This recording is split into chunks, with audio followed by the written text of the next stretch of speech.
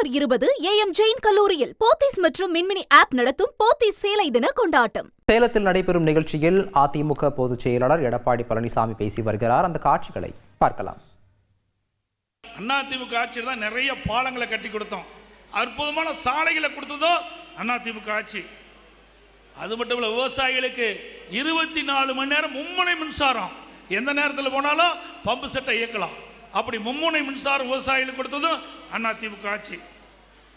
அதற்கு மேலாக நம்முடைய மாவட்டத்துக்கே சிறப்பு சேர்க்கின்ற விதமாக கெங்கவெளி சட்டமன்ற தொகுதியில் இன்றைக்கு தலைவாசல்கிட்ட சுமார் 1000 கோடியில் 1022 ஏக்கரில் பிரம்மாண்டமான கால்நடை பூங்கா, அந்த கால்நடை பூங்கா துவக்கப்பட்டிருந்தா இந்த மாவட்டமே ஒரு பெருமைக்குரியதாக இருக்கும்.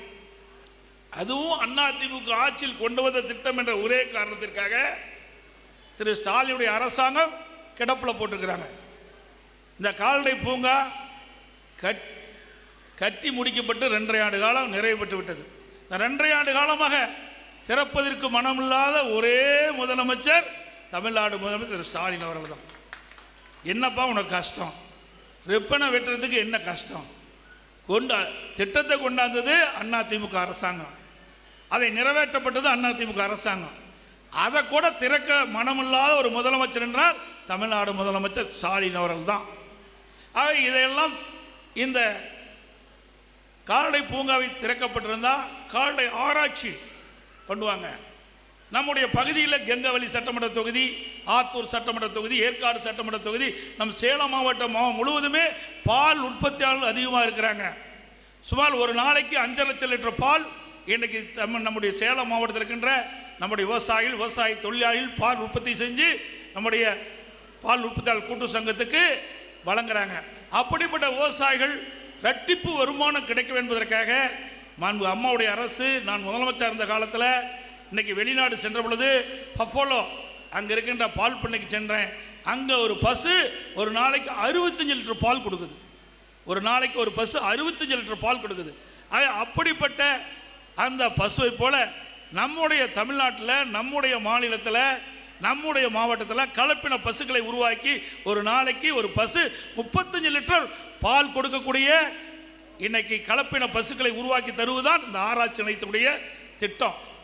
இதில் என்ன உனக்கு கஷ்டமாக இருக்குது?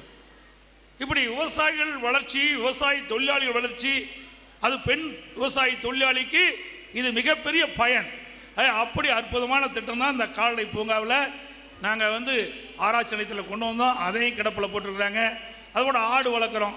ஆடு பார்த்தீங்கன்னா நம்ம கிராமத்தெல்லாம் போய் ஆடு வளர்த்திங்கன்னா ஒரு 20 கிலோ 22 கிலோ தான் வரும். இதே கலப்பின ஆடுகளை விவசாயிகள் கொடுக்கின்ற பொழுது 40 கிலோ வரும் ஒரே வருஷத்தில். இப்படி விவசாயியுடைய நலன் கருதி பால் உற்பத்தியை பெருக்குவதற்காக இந்த கால்நடை பூங்கா பிரமாண்டமான திட்டத்தை கொண்டு வந்தோம். அதையும் திறக்காம கிடப்பில் போட்ட அரசாங்கம் தான் திமுக அரசு. சட்டம் ஒழுங்கு கேட்க வேண்டிய அவசியமே இல்லை. சந்தி சிரிக்குது, எங்கே பார்த்தாலும் கொலை, கொள்ளை, திருட்டு, வழிப்பறிவு, பாலியல் வன்கொடுமை நடக்காத நாளே இல்லை. அப்படிப்பட்ட ஒரு அவல ஆட்சி திமுகவில் பார்க்க முடிகிறது.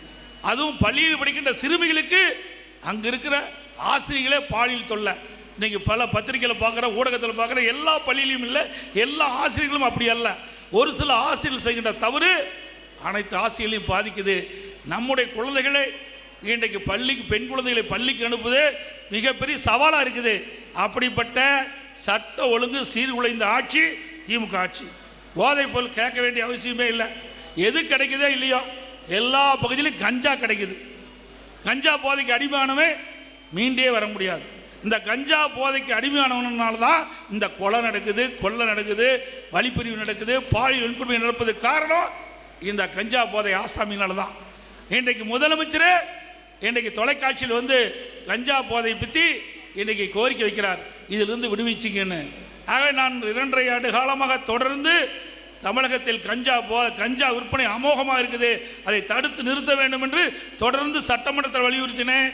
நம்முடைய தொலைக்காட்சியின் வாயிலாக, என்னுடைய அறிக்கையின் வாயிலாக தெரிவித்துக் கொண்டே இருந்தால் இது வரைக்கும் கும்பகர்ணன் போல தூங்கிட்டு எல்லா பகுதியிலுமே கஞ்சா விற்பனை அமோகமாக விற்கின்ற காலத்தில் இப்போ போய் தடுப்பதற்கு முனைகிறார் முதலமைச்சர்.